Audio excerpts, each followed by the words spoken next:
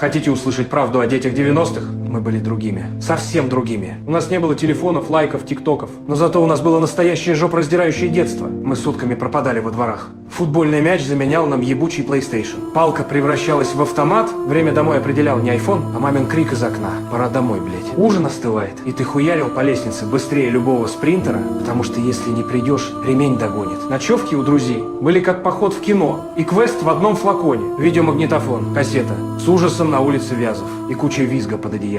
Фотки были кривые, мыльные, но, сука, настоящие. А если у кого-то появлялся Тетрис или Дэнди, он автоматически становился богом района. Про панические атаки никто даже слова не знал. Максимум слышал фразу «да не будь тряпкой». Мы радовались. Жвачки турбо, фантиком с картинками, новой кассете «Руки вверх». И это было счастье. Без инсты, без сторис, без этой хуйни. Понимаете? Мы были последним поколением, которое жило по-настоящему. Не в экране, а в жизни.